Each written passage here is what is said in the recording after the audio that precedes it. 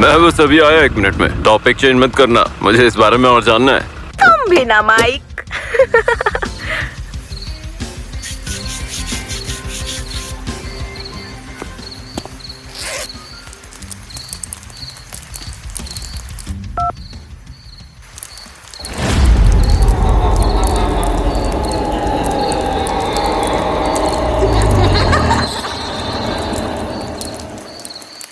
मजाक मत करो रोजी। रोजी, ये कोई मजाक नहीं है।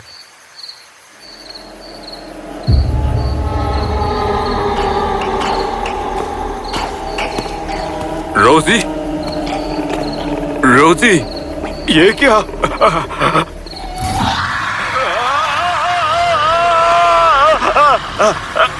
नहीं।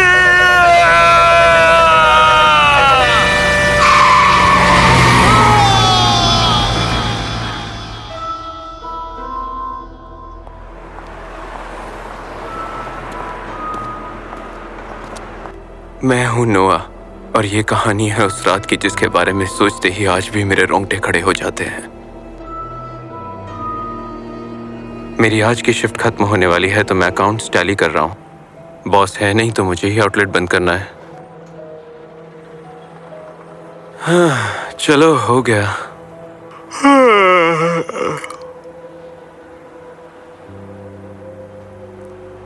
जैसे ही मैंने अपना एप्रन उतारा तभी फोन की घंटी बजी। अरे नहीं यार, प्लीज अब और ऑर्डर नहीं। Pizza place. कोई जवाब नहीं। हेलो। मैं फोन रखने ही वाला था कि तभी मुझे फोन से एक मध्यम सी आवाज सुनाई दी। जी मैम। किसी बूढ़ी औरत का फोन था। उसने अपनी कांपती आवाज में कहा कि उसे एक लार्ज पिज्जा चाहिए। जी मैम, श्योर। मैंने उनका ऑर्डर लिया पर मेरा दिमाग कुछ और कह रहा था। मैं घर जाकर अपनी गर्लफ्रेंड के साथ मैच देखना चाहता था, पर लेट नाइट ऑर्डर्स में टिप बहुत अच्छी मिलती है और मैं वो बिल्कुल नहीं गंवाना चाहता था। मैंने शेफ से कहा एक और ऑर्डर जाएगा और एड्रेस चेक किया। 10 मील दूर। अरे यार। कुछ देर बाद मैं पिज्जा लेकर उस एड्रेस के लिए निकला। सोचा कि जल्दी देकर आता हूं।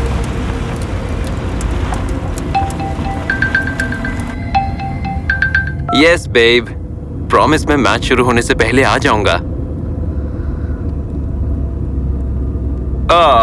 पक्का। I love you too. Bye.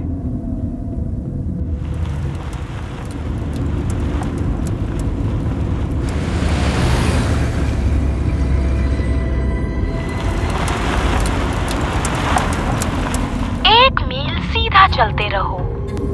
जी मोहतरमा।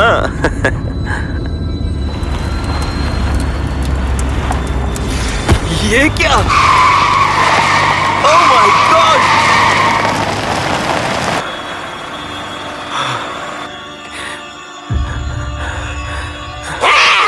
अरे जान ही निकल गई।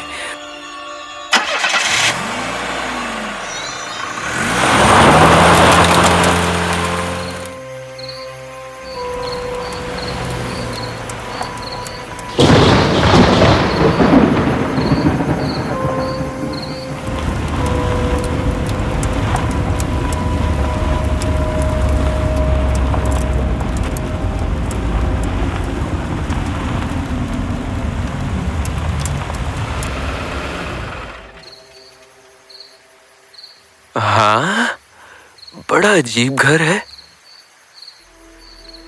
मैं हाथ में पिज्जा का बॉक्स लेकर कार से नीचे उतरा। दिमाग में एक ही सवाल चल रहा था कि कोई ऐसी सुनसान जगह पर क्यों रहेगा। मैंने गेट खोला।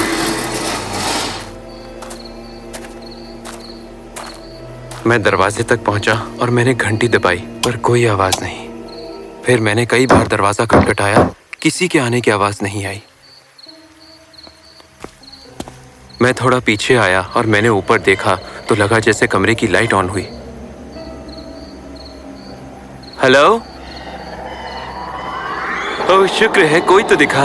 मैम, मैम, मैं आपका पिज्जा लेकर आया हूं। पर वो औरत खामोश थी, बस हल्का सा मुस्कुराई। उस औरत की वो भयानक मुस्कान देखकर मेरा पूरा शरीर कांपने लगा। मैम? उन्होंने मुझे देखा और पर्दा बंद कर दिया। फिर से अंधेरा। मेरा मन कह रहा था कि मुझे निकल जाना चाहिए, पर जाने से पहले बॉस को तो बताना ही था। अचानक मुझे लगा जैसे मेरे सामने कोई खड़ा है। हाँ? पिज्जा? हाँ। उस बच्चे ने मुझसे पिज्जा लिया, पीछे मुड़ा और वो चलने लगा। एक्सक्यूज मी, मेरा पेमेंट? मैं लेकर आता हूँ। तुम अंदर आना चाहते हो? नहीं, मैं यहीं ठीक हूँ। बस तुम प्लीज। ओह, अच्छा सुनो, मैं क्या? वो बच्चा वहां नहीं था, पर दरवाजा खुला था। शायद वो अंदर भाग गया होगा। मैंने फैसला किया कि मैं दरवाजे के थोड़ा अंदर खड़ा हो जाता हूँ, क्योंकि मैं नहीं चाहता कि बारिश में मैं भीग जाऊं और फिर गीले कपड़ों में 15 मील गाड़ी चलाकर पहुंचूं। बहुत तेज बारिश हो रही थी। ऐसा लग रहा था जैसे बादल भी अपने पूरे जोश में बरस रहे हैं।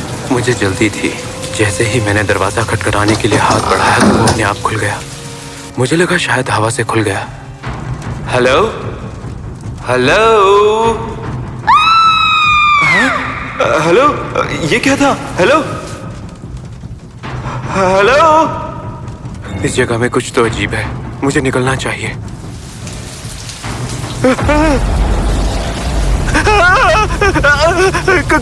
कौन हो तुम? ये हो क्या रहा है? नहीं नहीं नहीं, रुको रुको। अरे नहीं।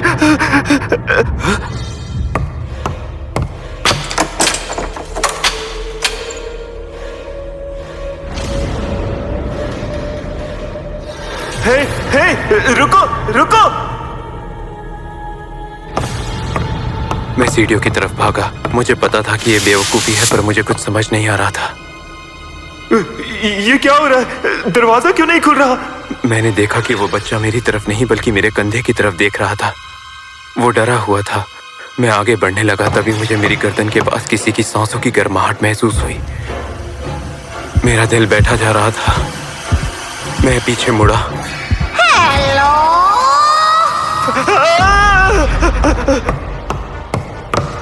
मैम, मैम, मैम, यहाँ पर कहाँ गई वो? अरे यही तो थी अभी। डरो नहीं, वो बस तुम्हें खाना चाहती है। उस वक्त पता नहीं मुझे क्या हुआ। मुझे लगा जैसे मैं जिंदगी और मौत के बीच में खड़ा हूँ। मैंने तभी सीढ़ियों की रेलिंग पकड़ी और छलांग लगाई।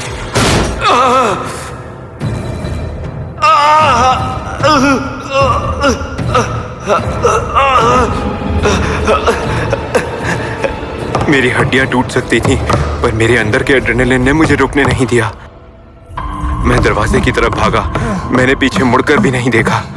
शुक्र है कि इस बार दरवाजा खुल गया। मैं बाहर निकला और तेज बारिश में भागा। कार तक पहुंचा, जल्दी से कूद के अंदर बैठा और इंजन स्टार्ट करने लगा, पर वो शुरू नहीं हो रहा था। मैंने देखा कि वो दोनों मेरी तरफ आ रही थी। मेरी धड़कन और तेज हो गई। अरे स्टार्ट हो जाओ। मैंने एक्सेलरेटर दबाया और कार भगाकर वहां से निकला। जैसे ही कार गेट तक पहुंची तो कार की रोशनी में मैंने देखा कि वो दोनों मेरी तरफ ही देख रही थी। वो आगे नहीं बढ़ी, बस उन्होंने मेरी तरफ देखकर हाथ हिलाया।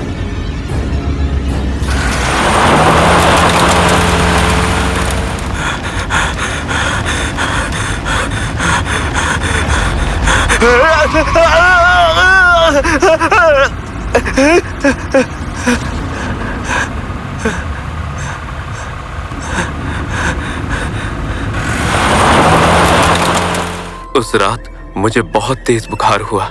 मेरी गर्लफ्रेंड ने उस घर के बारे में पुलिस को बताया। हम उनके जवाब का इंतजार कर रहे थे। पुलिस ने हमें बताया कि उस इलाके में उन्हें कोई घर नहीं मिला। मैंने उन्हें समझाने की बहुत कोशिश की पर कोई फायदा नहीं हुआ।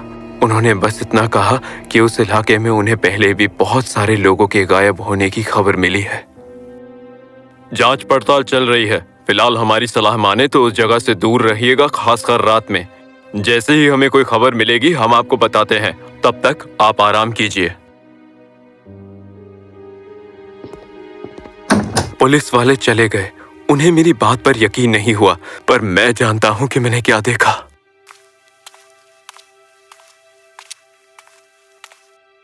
बेब्स, अजीब सा लग रहा है, थोड़ी देर सो जाता हूं।